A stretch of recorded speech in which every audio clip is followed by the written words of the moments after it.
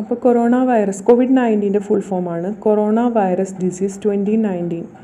അപ്പോൾ അതിൻ്റെ full form എപ്പോഴും നമ്മൾ ഓർത്ത് വയ്ക്കണം. അപ്പോൾ അത് ഇൻ്റർവ്യൂസിനൊക്കെ ഒരു ചോദിക്കുന്ന ക്വസ്റ്റ്യനാണ്. What is COVID-19?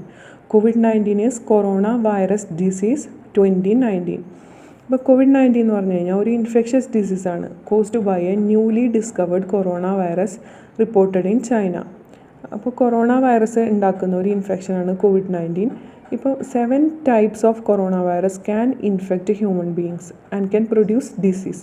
അപ്പോൾ ഇതിൽ ഏറ്റവും കോംപ്ലിക്കേറ്റഡ് ആയിട്ടുള്ള ഇൻഫെക്ഷൻ പ്രൊഡ്യൂസ് ചെയ്തത് 3 തരം വൈറസാണ്. ഫസ്റ്റ് 2002 സാസ് outbreak severe acute respiratory syndrome produced by this corona virus in 2002. It was reported in China. പിന്നെ 2012 MERS infection middle east respiratory syndrome reported in Saudi Arabia. Then 2019 ചൈനയിലെ Wuhan സിറ്റിയിൽ originate ചെയ്തിട്ടുള്ള സാസ് corona virus 2 infection severe acute respiratory syndrome COVID-2 corona virus 2 infection, അതാണ് കോവിഡ്-19 എന്ന് അറിയപ്പെടുന്നത്. അപ്പോൾ ഇത് ഒറിജിനേറ്റ് ചെയ്തത് 2019 ചൈനയിലെ വുഹാൻ സിറ്റിയിലാണ് ഇത് ഒറിജിനേറ്റ് ചെയ്തത്. അപ്പോൾ ഈ വുഹാൻ സിറ്റിയിലുള്ള ഒരു ഷ്രിമ്പ് സെല്ലറായിട്ടുള്ള ഒരു ലേഡിക്കാണ് ഫസ്റ്റ് ഇത് റിപ്പോർട്ട് ചെയ്തത്. അപ്പോൾ she is known as patient zero എന്നറിയപ്പെടുന്നത് ഈ ആദ്യമായിട്ട് ഇൻഫെക്ഷൻ വന്ന ഈ ലേഡിക്കാണ്. അപ്പോൾ ഇവർ മാംസം വിൽക്കുന്ന മാർക്കറ്റിൽ ആയിരുന്നു ജോലി ചെയ്തിരുന്നത്. അവർക്കാണ് ഇൻഫെക്ഷൻ ആദ്യം വന്നത്. 1 മാസത്തെ ട്രീറ്റ്മെൻറ്റിന് ശേഷമാണ് അവർ റിക്കവർ ആയത്. But the world is still fighting against this COVID-19. പിന്നെ കോവിഡ്-19 ഇന്ത്യയിൽ എത്തിയത് 2020 ജനുവരി 27 ഇന്ത്യയിൽ ആദ്യത്തെ കേസ് റിപ്പോർട്ട് ചെയ്തത്.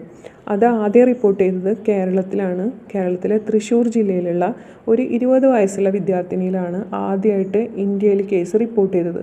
അപ്പോൾ ഈ വിദ്യാർത്ഥിനി അവിടെ ചൈനയിൽ പഠിക്കുമായിരുന്നു. അപ്പോൾ അങ്ങനെയാണ് അവർക്ക് ഇൻഫെക്ഷൻ കിട്ടിയത്. പിന്നെ അങ്ങനെ ഇൻഫെക്ഷൻ കൂടിക്കൊണ്ടേയിരുന്നു. ലോകം മൊത്തം ഈ ചൈനയിൽ നിന്ന് ഇപ്പോൾ ഇൻ്റർനാഷണൽ ട്രാൻസ്പോർട്ടേഷനൊക്കെ ഉള്ളതുകൊണ്ട് എല്ലാവരും അങ്ങോട്ടും ഇങ്ങോട്ടൊക്കെ സഞ്ചരിക്കുന്നതുകൊണ്ട് പെട്ടെന്ന് തന്നെ ഇത് ഇൻഫെക്ഷൻ കൂടിക്കൊണ്ടിരുന്നു. അങ്ങനെ അതിൻ്റെ സിവിയറിറ്റിയും റാപ്പിഡിറ്റിയൊക്കെ കൂടിക്കൊണ്ടിരുന്നപ്പോഴത്തേനും WHO 2020 മാർച്ച് 11 ഇതിനെ ഒരു പാൻഡമിക്കായിട്ട് ഡിക്ലെയർ ചെയ്തു. പാൻഡമിക് എന്ന് വെച്ചാൽ എന്താ? It's A disease that spread across wide geographical area. ഒരുപാട് ജിയോഗ്രഫിക്കൽ ഏരിയയിൽ സ്പ്രെഡായിട്ട് ഉണ്ടാകുന്ന ഒരു ഇൻഫെക്ഷനാണ് പാൻഡമിക് എന്ന് വിളിക്കുന്നത്.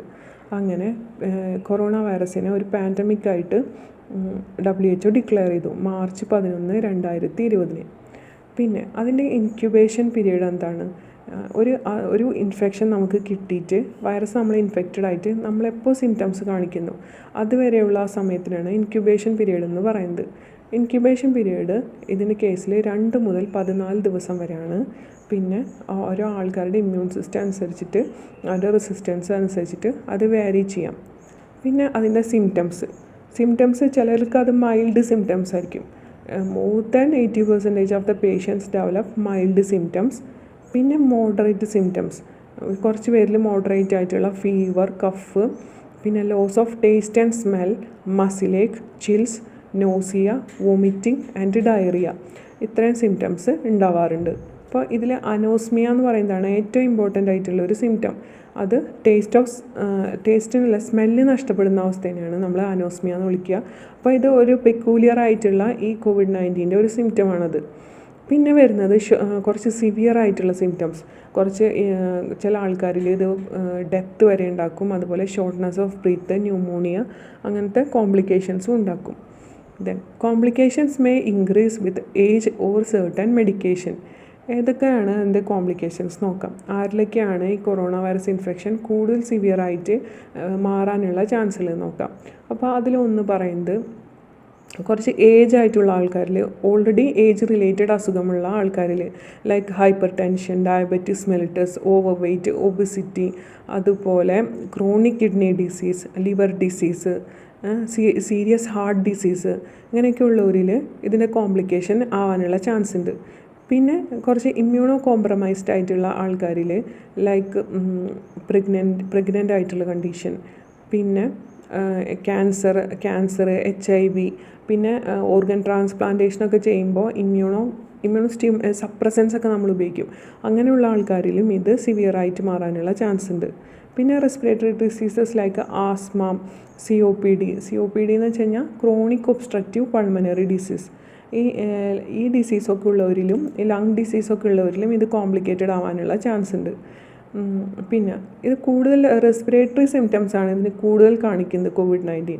അതിന് കാരണം ഈ കൊറോണ വൈറസ് ഇൻഫെക്റ്റ് ചെയ്യുന്ന cells angiotensin converting inhibitors 2 ACE inhibitor 2 എന്ന് പറഞ്ഞിട്ടുള്ള റിസപ്റ്ററിലാണ് ഇത് ബൈൻഡ് ചെയ്യുന്നത്. ഒരു സ്പൈക്ക് പ്രോട്ടീൻ ഉപയോഗിച്ചിട്ട് ACE2 റിസപ്റ്ററിലാണ് കൊറോണ വൈറസ് ബൈൻഡ് ചെയ്യുന്നത്. അപ്പോൾ ഈ ACE2 സെൽസ് ഏറ്റവും കൂടുതലുള്ളത് ലങ്സിലാണ്. അതുകൊണ്ടാണ് ലങ് ഇൻഫെക്ഷൻസ് കൂടുതലും COVID-19 വരുമ്പോൾ നമുക്ക് വരുന്നത്. പിന്നെ അതിൻ്റെ മോഡ് ഓഫ് ട്രാൻസ്മിഷൻ, എങ്ങനെ അത് പകരുന്നു എന്നുള്ളത്. It is transmitted by respiratory droplets by close contact within 2 meters with infected person. നമ്മൾ ചുമക്കുക തുമ്മുകയൊക്കെ ചെയ്യുമ്പോൾ ഈ ഡ്രോപ്ലെറ്റ് തെറിച്ചിട്ട് വേറൊരു ആൾക്കാരുടെ മേത്ത് വന്ന് അങ്ങനെയാണ് ഇൻഫെക്ഷൻ പകരുന്നത്. അപ്പോൾ 2 meter ഡിസ്റ്റൻസാണ് ഈ ഡ്രോപ്ലെറ്റിന് ട്രാവൽ ചെയ്യാൻ പറ്റുന്ന മാക്സിമം ദൂരം. അപ്പോൾ അതുകൊണ്ട് തന്നെ 2 metersനേക്കാളും കൂടുതൽ ഡിസ്റ്റൻസ് കീപ്പ് ചെയ്തിട്ട് വേണം, മിനിമം 2 meter എങ്കിലും ഡിസ്റ്റൻസ് കീപ്പ് ചെയ്തിട്ട് വേണം നമ്മൾ നിൽക്കാൻ. പിന്നെ അതിൻ്റെ severe complications which lead to death നമ്മൾ ഓൾറെഡി പറഞ്ഞ പോലെ തന്നെ pneumonia, trouble breathing, multi organ failure, അത് മെയിനായിട്ട് കാണുന്നത് കുട്ടികളിലാണ്. പിന്നെ heart problems, respiratory failure, blood clot, പിന്നെ കിഡ്നി ഇഞ്ചുറി, പിന്നെ ഓപ്പർച്യൂണിസ്റ്റിക് ആയിട്ടുള്ള വേറെ ബാക്ടീരിയൽ ആൻഡ് വൈറൽ ഇൻഫെക്ഷൻസ്. ഇപ്പോൾ കൊറോണ വൈറസിൻ്റെ കേസ് പറയുകയാണെങ്കിൽ നമ്മളെ ഇമ്മ്യൂൺ സിസ്റ്റം ഒരു വീക്കാവുന്ന അവസ്ഥയാണ് കൊറോണ നമ്മളെ ഇൻഫെക്റ്റ് ചെയ്യുമ്പോൾ. അപ്പോൾ ആ സമയത്ത് വേറെ എന്തെങ്കിലും ഇൻഫെക്ഷൻ ഉണ്ടെങ്കിൽ അതും കൂടെ കിട്ടാൻ ചാൻസ് ഉണ്ട്. അപ്പോൾ അങ്ങനെ കൊറോണയായിട്ട് അസോസിയേറ്റഡ് ആയിട്ട് കണ്ടിട്ടുള്ള ഒരു ഇൻഫെക്ഷനാണ് ബ്ലാക്ക് ഫംഗസ് ഇൻഫെക്ഷൻ. അതും ഭയങ്കര സിവിയർ ആയിട്ടുള്ളൊരു ഇൻഫെക്ഷനാണ്. സാധാരണ കണ്ടീഷനിൽ റയറായിട്ട് മാത്രം ബാധിക്കുന്ന ഒരു അസുഖമാണ് ബ്ലാക്ക് ഫംഗസ്. പക്ഷേ COVID-19 വന്നു പോയ പേഷ്യൻറ്റിൽ ബ്ലാക്ക് ഫംഗസ് വരാനുള്ള സാധ്യത വളരെ കൂടുതലാണ്. പിന്നെ അതിൻ്റെ പ്രിവെൻഷൻ മെത്തേഡ്സ്, പ്രിവെൻറ്റ് ചെയ്യാൻ വേണ്ടിയിട്ട് നമുക്ക് ചെയ്യാൻ പറ്റുന്നത്, ഒന്ന് social distancing, 2 meter distance keep ചെയ്ത് നിൽക്കുക. പിന്നെ avoid close contact with infected people, infected ആയിട്ടുള്ള ആൾക്കാരുമായിട്ടുള്ള കോണ്ടാക്റ്റ് ഒഴിവാക്കുക. പിന്നെ touching your eye, nose and mouth, നമ്മുടെ കൈകൾ കൊണ്ട് കണ്ണ്, പിന്നെ മൂക്ക്, വായ അവിടെ ഒന്നും ടച്ച് ചെയ്യാതിരിക്കുക. കാരണം അതിലൂടെ നമ്മൾ കൈമേൽ എന്തെങ്കിലും വൈറസ് പറ്റിയിട്ടുണ്ടെങ്കിൽ അത് പെട്ടെന്ന് തന്നെ സ്പ്രെഡാവും. പിന്നെ ഇൻഫെക്ഷനെ പ്രിവെൻറ്റ് ചെയ്യാനുള്ള ഒരു മെത്തേഡാണ് മാസ്ക് യൂസ് ചെയ്യുക. അപ്പോൾ മാസ്കിൽ മെയിനായിട്ട് വരുന്നത് 2 തരം മാസ്കാണ്. ഒന്ന് മെഡിക്കൽ മാസ്ക്, പിന്നെ ഒന്ന് നോൺ മെഡിക്കൽ ഫാബ്രിക് മാസ്ക്. അപ്പോൾ അതിൽ മെഡിക്കൽ മാസ്ക് എന്ന് പറയുമ്പോൾ അത് ഉപയോഗിക്കുന്നത് 60 വയസ്സിനുമുള്ള മുകളിലുള്ള ആൾക്കാർ, അതുപോലെ എന്തെങ്കിലും അണ്ടർലൈൻ ഹെൽത്ത് കണ്ടീഷൻസൊക്കെ ഉള്ളവരിലാണ് നമ്മൾ മെഡിക്കൽ മാസ്ക് ഉപയോഗിക്കുക. അതുപോലെ പിന്നെ ഹെൽത്ത് കെയർ വർക്കേഴ്സാണ് പിന്നീട് നമ്മൾ മെഡിക്കൽ മാസ്ക് ഉപയോഗിക്കുന്നത്. അപ്പോൾ അതിൽ 2 തരം മെഡിക്കൽ മാസ്കാണ് വരുന്നത്. ഒന്ന് 3 layer മാസ്ക്, നമ്മൾ സാധാരണ കണ്ടിട്ടുള്ള 3 layer മാസ്ക്. പിന്നെ ഒന്ന് FFP എന്ന് പറയുന്ന ഫേസ് പീസ് റെസ്പിറേറ്റേഴ്സ്, അതുപോലത്തെ N95, N99 അങ്ങനത്തേക്കുള്ള മാസ്ക്. അപ്പോൾ ഇത് കുറച്ചും കൂടെ ടൈറ്റായിട്ട് ഫിറ്റായിട്ട് നിൽക്കും. അതുകൊണ്ട് തന്നെ ഈ സർജറിക്ക് അങ്ങനത്തെ ഹെൽത്ത് കെയർ വർക്കേഴ്സാണ് ഇത് N95 യൂസ് ചെയ്യുന്നത്. N95 meaning they can filter 95% of the airborne particle and these are made up of non-woven polypropylene fabric. അപ്പോൾ അതാണ് N95 മാസ്ക്. 95% നമുക്ക് പ്രൊട്ടക്ഷൻ തരുന്നുള്ളതുകൊണ്ടാണ് അതിന് N95 എന്ന് പറയുന്നത്. It can filter up to 95% airborne particle. പിന്നെ വരുന്നതാണ് 3 layer mask. 3 layer മാസ്കിൻ്റെ ഒരു പ്രത്യേകത എന്ന് വെച്ച് കഴിഞ്ഞാൽ അതിനുള്ളിൽ 3 ലെയർ ഉണ്ട്. അപ്പോൾ ഔട്ട്സൈഡിൽ ബ്ലൂ കളറ്, പിന്നെ മിഡിലായിട്ടൊരു ലെയർ, പിന്നെ നമ്മുടെ ഫേസുമായിട്ട് ചേർന്നിരിക്കുന്ന ഒരു വൈറ്റ് ആയിട്ടുള്ള ഭാഗം. അപ്പോൾ ഇത് 3 layer എന്ന് വിളിക്കുന്നത് അതൊരു 3 fold ആയിട്ട് കാണപ്പെടുന്നതുകൊണ്ടല്ല, മറിച്ച് അതിന് 3 ലെയർ ഉണ്ട്. പുറത്ത് കാണുന്ന ലെയറാണ് ബ്ലൂ. അപ്പോൾ ബ്ലൂ പോർഷനെ നമ്മൾ പുറത്തേക്കാക്കിയിട്ട് വേണം വെക്കാൻ. അപ്പോൾ അതൊരു ഹൈഡ്രോഫോബിക് ലെയറാണ്. ഹൈഡ്രോഫോബിക് എന്ന് വെച്ചാൽ വാട്ടർ, അങ്ങനത്തെ വാട്ടറിനെയൊക്കെ അത് പ്രിവെൻറ്റ് ചെയ്യും, അതിനൊക്കെ ഉള്ളിലേക്ക് കടത്തിവിടാതെ തടഞ്ഞു നിർത്തും. അപ്പോൾ ആരെങ്കിലും തുമ്മൊക്കെ ചെയ്യുമ്പോൾ ഈ വാട്ടർ ഡ്രോപ്ലെറ്റ് വന്ന് നിൽക്കുമ്പോൾ അതിനെയൊക്കെ ഉള്ളിലേക്ക് കടത്തി വിടാതിരിക്കാൻ വേണ്ടിയിട്ട് ബ്ലൂ പോർഷൻ സഹായിക്കും. അപ്പോൾ എപ്പോഴും അത് ഔട്ട്സൈഡ് ആക്കിയിട്ട് വേണം വെയർ ചെയ്യാൻ. പിന്നെ ഒരു മിഡിലായിട്ടുള്ള ഭാഗം, it is made up of a non woven material and it arrest the movement of bacteria by means of its physical property or static electric property. അപ്പോൾ മിഡിൽ ലെയർ ഈ ബാക്ടീരിയ ഒന്നും അകത്തേക്ക് കടക്കാതെ സഹായിക്കും. പിന്നെ ഒന്ന് ഉള്ളിലായിട്ട് നമ്മളുടെ ഫേസിനോട് ചേർന്നിരിക്കുന്ന white portion, it is made up of N absorbing material so that it can absorb respiratory secretions. അപ്പോൾ നമ്മൾ തുമ്മൊക്കെ ചെയ്യുമ്പോൾ അല്ലെങ്കിൽ ചുമയ്ക്കൊക്കെ ചെയ്യുമ്പോൾ ആ സെക്രീഷൻസിനൊക്കെ അത് അബ്സോർബ് ചെയ്തെടുക്കും. അപ്പോൾ നമ്മളിൽ നിന്ന് വേറൊരാളിലേക്ക് അസുഖം വരാണ്ടിരിക്കാൻ കൂടി ഈ വൈറ്റ് പോർഷൻ സഹായിക്കും. അതുകൊണ്ട് തന്നെ ഇതെങ്ങനെ വെയർ ചെയ്യുന്നു എന്നുള്ളതും ഇമ്പോർട്ടൻ്റ് ആണ്. Blue outside and white inside. പിന്നെ ഒരു മെത്തേഡാണ് by means of vaccine. Vaccine ഉപയോഗിച്ചിട്ടാണ് പിന്നെ നമുക്ക് ഇൻഫെക്ഷനെ പ്രിവെൻറ്റ് ചെയ്യാൻ പറ്റുക. അതാണ് ഏറ്റവും എഫക്റ്റീവായിട്ടുള്ള ലോങ് ലാസ്റ്റിംഗ് ആയിട്ടുള്ള മെത്തേഡ്. അപ്പോൾ എന്തൊക്കെ വാക്സിൻസാണ് ഇന്ത്യയിൽ അപ്രൂവൽ കിട്ടിയെന്ന് നോക്കാം. ഇന്ത്യയിൽ 2 വാക്സിനാണ് അപ്രൂവൽ കിട്ടിയിട്ടുള്ളത്. അതിൽ ഒന്ന് കോവാക്സിൻ ആൻഡ് കോവിഷീൽഡാണ് ഇന്ത്യയിൽ അപ്രൂവൽ കിട്ടിയിട്ടുള്ളത്. അപ്രൂവൽ കൊടുക്കുന്ന ഓർഗനൈസേഷൻ്റെ പേരാണ് Central Drug Standard Control Organisation. അപ്പോൾ ഫസ്റ്റ് വാക്സിനാണ് കോവിഷീൽഡ് ഡെവലപ്പ് ചെയ്തിട്ടുള്ളത് Bharat Biotech, manufactured by Serum Institute of India. പൂനെയിലുള്ള സീറം ഇൻസ്റ്റിറ്റ്യൂട്ടാണ് കോവിഷീൽഡ് മാനുഫാക്ചർ ചെയ്തിട്ടുള്ളത്. ഇറ്റ്സ് ലൈക്ക് ആസ്ട്രാസെനിക്ക വാക്സിൻ എന്നും കൂടെ അറിയപ്പെടുന്നുണ്ട്. Covishield, AstraZeneca vaccine. പിന്നെ വരുന്നൊരു വാക്സിനാണ് Covaxin. It is manufactured by Bharat Biotech Limited in association with Indian Council of Medical Research and National Institute of Virology. അതിൽ മാനുഫാക്ചർ ചെയ്യുന്നതാണ് കോവാക്സിൻ. പിന്നെ വേറെ വാക്സിൻസ് WHO അംഗീകാരം കിട്ടിയിട്ടുള്ള വാക്സിൻസിൻ്റെ പേരാണ്. പിന്നെ 7 വാക്സിൻസിനാണ് WHO അംഗീകാരം കിട്ടിയിട്ടുള്ളത്.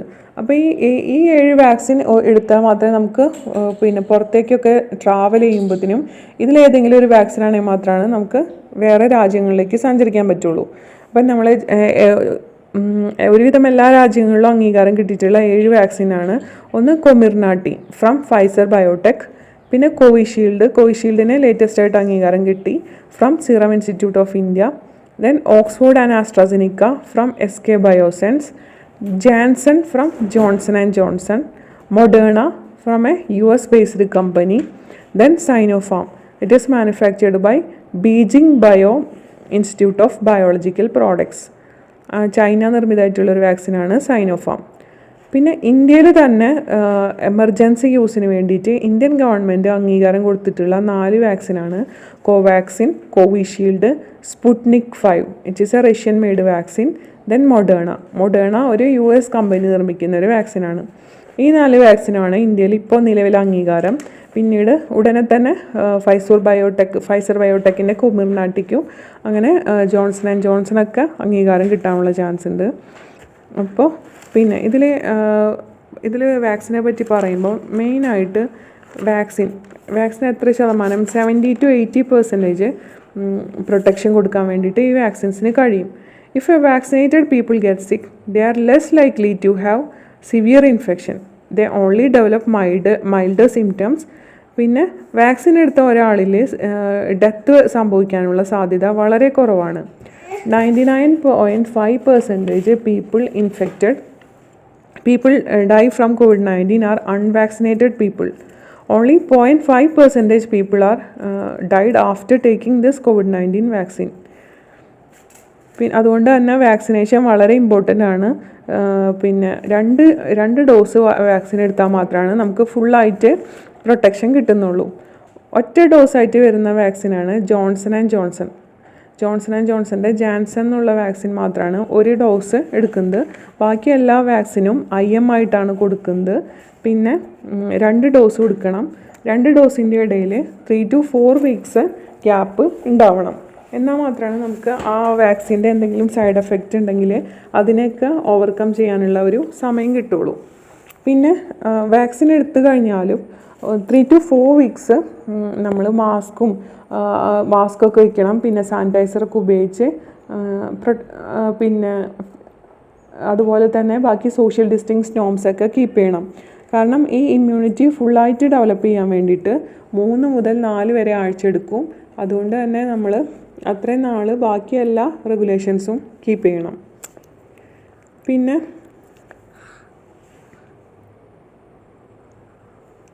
പിന്നെ പറയുന്നത് സാനിറ്റൈസർ യൂസ് ചെയ്യണത്. നമ്മൾ ഇതുപോലെ കൈ എപ്പോഴും 20 സെക്കൻഡ് സോപ്പും വെള്ളവും ഉപയോഗിച്ച് കഴുകണം, അല്ലെങ്കിൽ സാനിറ്റൈസർ ഉപയോഗിക്കണം.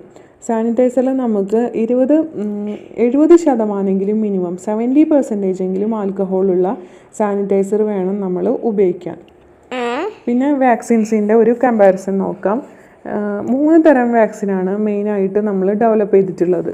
അപ്പോൾ അതിൽ ഒന്നാമത്തെ ടൈപ്പാണ് viral vector vaccines. Oxford AstraZeneca vaccine, Sputnik 5, Johnson & Johnson and Covishield vaccine are viral vector vaccines. അപ്പോൾ ഇത് വൈറൽ വെക്റ്റർ വാക്സിൻ എന്ന് വെച്ച് കഴിഞ്ഞാൽ അതിൻ്റെ മെക്കാനിസം എന്താണെന്ന് വെച്ച് കഴിഞ്ഞാൽ ഇതിൽ നമ്മളൊരു വെക്ടറിനെ എടുക്കും, ഒരു വൈറൽ വെക്ടറിനെ സെലക്ട് ചെയ്യും. സാധാരണയായിട്ട് തന്നെ സെലക്ട് ചെയ്യണ ഏതെങ്കിലും പിന്നെ അസുഖമൊന്നും പ്രൊഡ്യൂസ് ചെയ്യാത്ത ഒരു ദോഷമൊന്നും പ്രൊഡ്യൂസ് ചെയ്യാത്ത ഒരു പിന്നെ വൈറസിനെയാണ് നമ്മൾ എടുക്കുക. അപ്പോൾ അതിനൊരു എക്സാമ്പിളാണ് അഡിനോ വൈറസ്. ഈ ചിമ്പാൻസിയിലുള്ള അഡിനോ വൈറസിനെയാണ് നമ്മൾ ഇവിടെ ഉപയോഗിക്കുന്നത്. എന്നിട്ട് ആ അഡിനോ വൈറസിൽ ഒരു ഈ ജനറ്റിക് സ്പൈക്ക് പ്രോട്ടീൻ വഴിയാണ് നമ്മൾ ഈ വൈറസ് നമ്മളുടെ ഹ്യൂമൻ ബോഡീനെ ഇൻഫെക്റ്റ് ചെയ്യുന്നത്. അപ്പോൾ ആ സ്പൈക്ക് പ്രോട്ടീനെ എൻകോഡ് ചെയ്യുന്ന ഒരു ജനറ്റിക് കോഡുള്ള ഒരു പോർഷൻ ഈ അഡിനോ വൈറസിൽ ഇൻകോപ്പറേറ്റ് ചെയ്തിട്ട് അതിനെ ഹ്യൂമൻ കിഡ്നി സെൽസിൽ റെപ്ലിക്കേറ്റ് ചെയ്തെടുക്കും. അങ്ങനെയാണ് വൈറൽ വെക്റ്റർ വാക്സിൻസ് പ്രൊഡ്യൂസ് ചെയ്യുന്നത്. അപ്പോൾ ഇതിൻ്റെ പ്രത്യേകത എന്താണെന്ന് വെച്ച് കഴിഞ്ഞാൽ ഈ അഡിനോ വൈറസിന് ഹ്യൂമൻ സെൽസിനെ ഇൻഫെക്റ്റ് ചെയ്തിട്ട് ഈ സ്പൈക്ക് പ്രോട്ടീനെ പ്രൊഡ്യൂസ് ചെയ്യുന്ന ജീൻസിനെ ഹ്യൂമൻ സെൽസിൽ എൻകോഡ് ചെയ്യാൻ പറ്റും. അപ്പോൾ നമ്മുടെ ഹ്യൂമൻ മെഷീനറി ഉപയോഗിച്ച് തന്നെ ഈ സ്പൈക്ക് പ്രോട്ടീനെ നമ്മളുടെ ബോഡി ഉണ്ടാക്കും. പക്ഷേ ഇത് റെപ്ലിക്കേറ്റ് ചെയ്യില്ല, ഈ വൈറസ് റെപ്ലിക്കേറ്റ് ചെയ്യില്ല. സ്പൈക്ക് പ്രോട്ടീന് ഉണ്ടാക്കാനുള്ള ഇൻസ്ട്രക്ഷൻ കൊടുക്കുന്ന ജനറ്റിക് കോഡിനെ നമ്മളുടെ സെൽ മെഷീനറി ആയിട്ട് ചേർക്കാൻ പറ്റും. അതുകൊണ്ട് നമ്മളുടെ ബോഡിയിൽ സ്പൈക്ക് പ്രോട്ടീൻ ഉണ്ടാക്കും. വാക്സിൻ എടുത്തു കഴിഞ്ഞ് കഴിഞ്ഞാൽ സ്പൈക്ക് പ്രോട്ടീൻ ഉണ്ടാവും. പിന്നെ സാധാരണ ഒരു ഇൻഫെക്ഷൻ വന്നാൽ അതേ ഒരു രീതിയിൽ തന്നെ ബോഡി ഇതിനെ നേരിടും. പക്ഷേ സിവിയർ കോംപ്ലിക്കേഷൻസ് ഒന്നുമില്ല.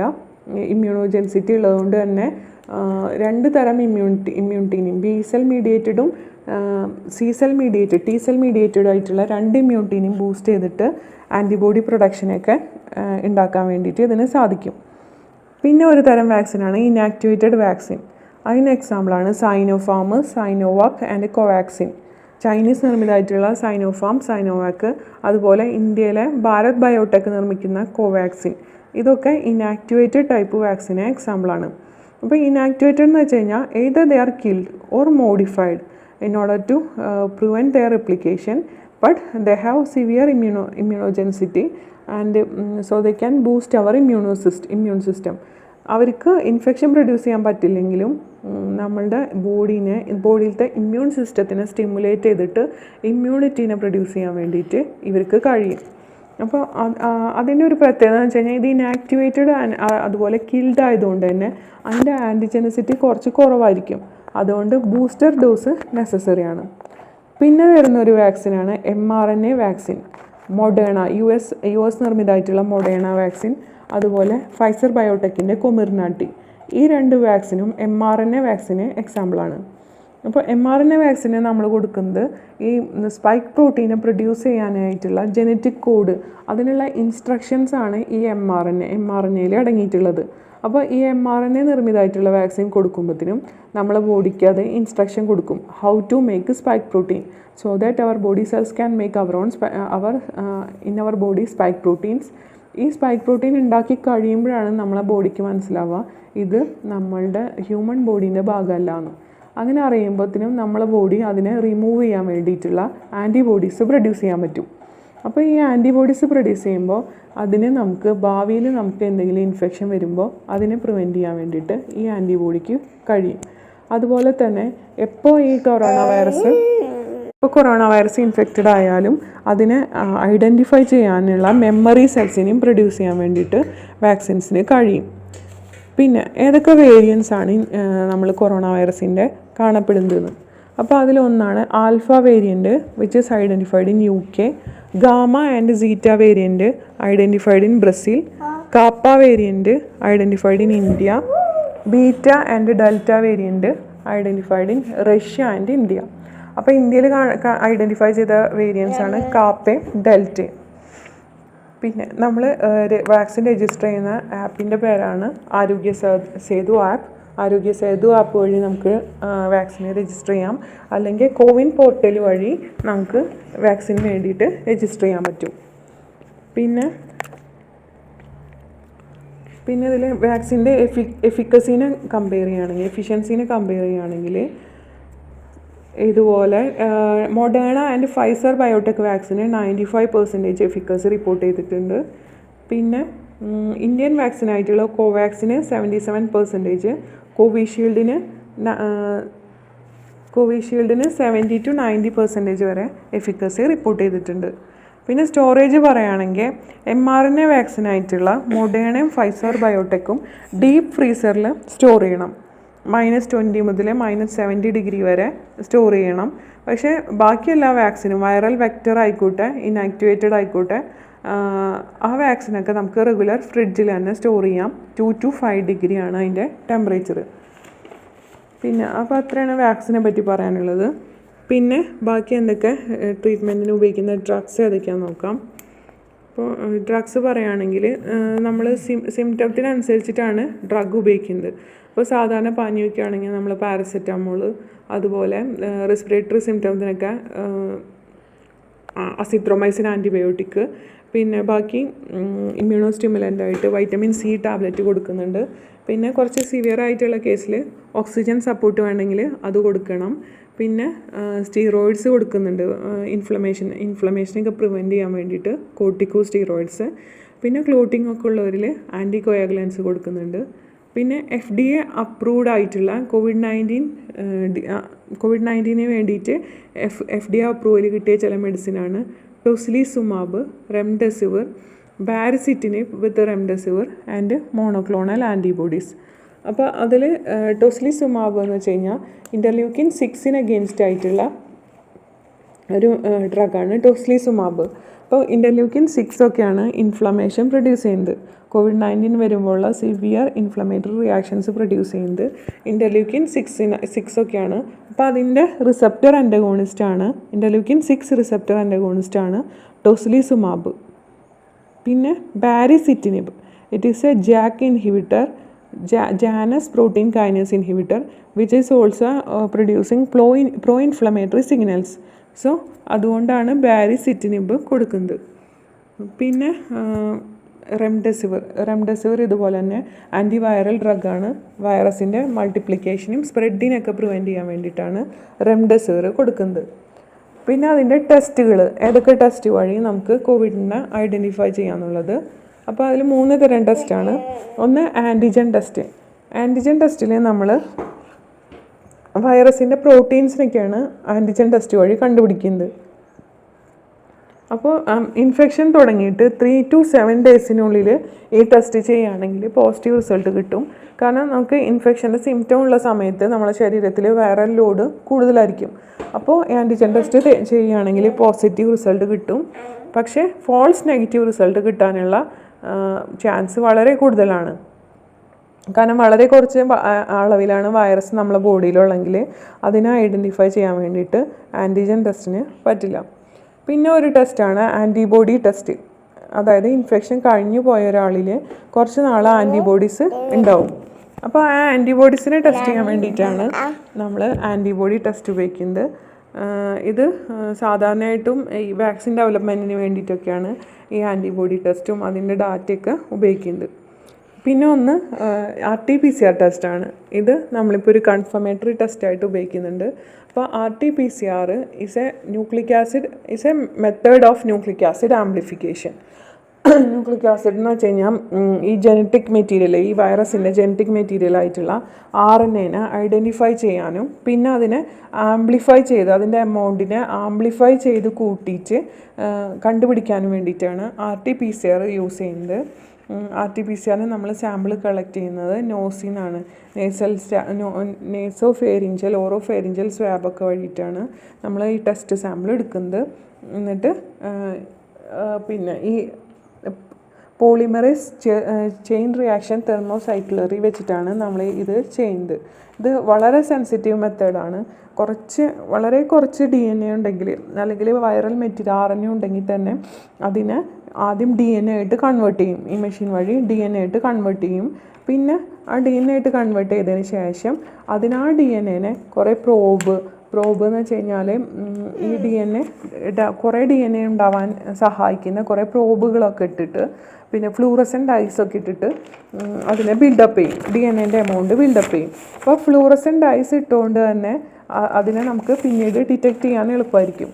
പിന്നെ ഇതിനെ തെർമോസൈക്ലറിൽ വെച്ച് പല ടെമ്പറേച്ചറിൽ കൂടെ കടത്തി വിടുമ്പോൾ അത് റെപ്ലിക്കേറ്റ് ചെയ്യും. അങ്ങനെ billion copies of this genetic material is replicated so that much amount of fluorescence also develop in this equipment. അതുകൊണ്ട് പെട്ടെന്ന് തന്നെ ഈ ഫ്ലൂറസെൻസിനനുസരിച്ച് നമുക്ക് പെട്ടെന്ന് തന്നെ ഇതിനെ ഡിറ്റക്റ്റ് ചെയ്യാൻ പറ്റും. പിന്നെ ഇതിന് ഫോൾസ് നെഗറ്റീവ് റിസൾട്ട് വരാനുള്ള ചാൻസ് കുറവാണ്, കാരണം ഹൈലി സെൻസിറ്റീവാണ്. പിന്നെ വളരെ കുറവാണ് വൈറൽ ലോഡ് ഉള്ളെങ്കിൽ ചിലപ്പോൾ ഫോൾസ് നെഗറ്റീവ് റിസൾട്ട് വരാനുള്ള ചാൻസും ഉണ്ട്. പിന്നെ ഇത് നെഗറ്റീവ് ആണെങ്കിൽ അതിനർത്ഥം റെസ്പിറേറ്ററി ട്രാക്റ്റിൽ നിന്ന് ഇത് റിമൂവ് ആയിട്ടുണ്ടെന്നാണ്. പക്ഷേ ബോഡി ഫ്ലൂയിഡിൽ പിന്നെയും വൈറസ് ഉണ്ടാവാനുള്ള സാധ്യതയുണ്ട്. അതുകൊണ്ട് തന്നെ ഈ ഒറ്റ ടെസ്റ്റും 100% കറക്റ്റാണ് നമുക്ക് പറയാൻ പറ്റില്ല. പക്ഷേ മോർ റിലയബിൾ ആയിട്ടുള്ള ഒരു മെത്തേഡാണ് ഈ RT-PCR മെത്തേഡ്. പിന്നെ അപ്പോൾ അത്രയേ ഉള്ളൂ COVID-19 പറ്റിയിട്ട്. Thank you.